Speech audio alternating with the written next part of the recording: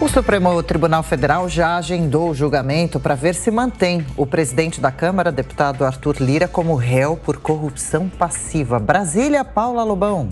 A primeira turma do Supremo Tribunal Federal marcou para terça-feira a retomada do julgamento de um recurso da defesa do presidente da Câmara, Arthur Lira, contra uma denúncia oferecida pela Procuradoria-Geral da República por corrupção passiva.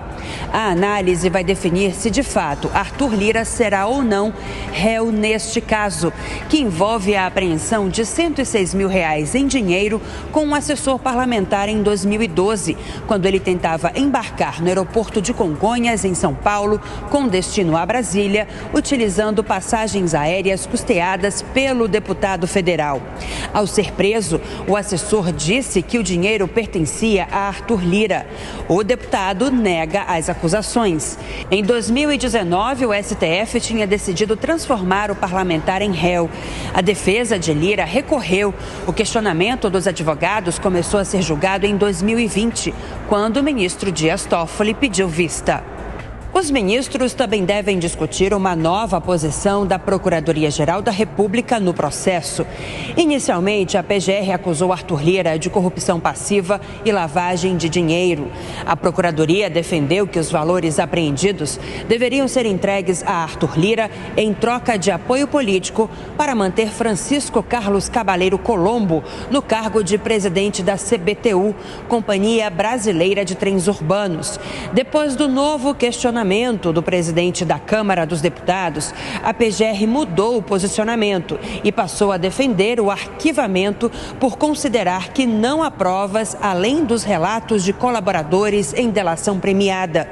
A lei anticrime impede recebimento da denúncia com fundamento apenas nas declarações de delator. Ao Supremo Tribunal Federal, a vice-procuradora-geral da República, Lindor Araújo, afirmou que não há elementos que justifiquem a acusação contra Arthur Lira. Para a Procuradoria, a denúncia foi embasada apenas em delação premiada e não há no processo provas que reforcem a acusação. De Brasília, Paula Lobão. Amanda Klein, há alguma tendência para essa decisão do Supremo amanhã? E esse processo é grave? Pode prejudicar seriamente Lira? Adriana, enfraqueceu-se muito depois que a Procuradoria-Geral da República mudou o seu posicionamento. Antes era a favor da denúncia, apresentou a denúncia e depois retirou e agora manifestou-se pelo arquivamento, dizendo que isso não há provas substanciais, apenas a colaboração, a delação premiada e que isso não seria o suficiente para tornar réu o presidente da Câmara dos Deputados. E veja que há uma disputa política muito maior por trás disso. O Lira ficou muito contrariado com a operação da Polícia Federal na semana passada, inclusive chamou o ministro da Justiça, Flávio Dino, para uma conversa. Logo depois da MP da reorganização dos ministérios, houve uma operação da Polícia Federal em Alagoas, em Brasília, que focou inclusive em um ex-assessor do Lira, que é alguém muito próximo a ele, hoje é assessor da liderança do PP, o progressista do seu partido, sobre o desvio de recursos públicos, uma suspeita de desvio de recursos públicos para a compra de kits de robótica para escolas de Alagoas. Quando falta o básico, eles compram kits de robóticas caros com recursos do FNDE, que é o Fundo Nacional de Desenvolvimento da Educação, e que isso teria vindo principalmente a partir de verbas daquelas emendas de relator, né, do orçamento secreto. O Lira ficou contrariado com isso. No mesmo dia, o Toffoli liberou para o julgamento da primeira turma, então ele enxergou uma espécie de cerco se fechando contra ele. E só para voltar àquela apuração que eu trouxe mais cedo no Jornal da Manhã, do encontro Café da Manhã Lula-Lira, hoje de manhã no Palácio da Alvorada, não constava na agenda de nenhum dos dois, durou cerca de 1 hora esse encontro, ainda não tenho maiores detalhes, maiores informações sobre o que foi discutido. Obviamente, tudo gira em torno da articulação política, mas depois do telefonema, houve efetivamente a reunião física, presencial, entre o presidente da República e o presidente da Câmara dos Deputados.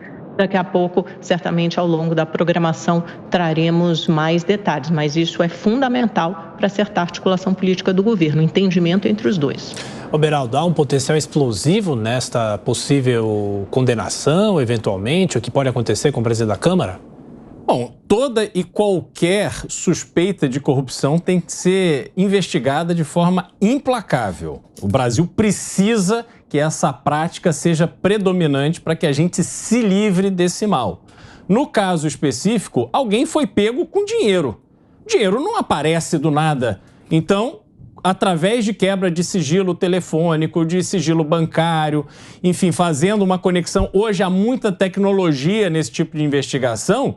É preciso se chegar à conclusão de onde saiu esse dinheiro, por mais que você tenha dúvidas de afirmar para onde ele iria. Mas de onde ele saiu, quem entregou, quando entregou, em que circunstâncias, essas pessoas estão ligadas a quem? Isso a gente tem que ter essa informação. A polícia, os investigadores têm que conseguir chegar a essas informações.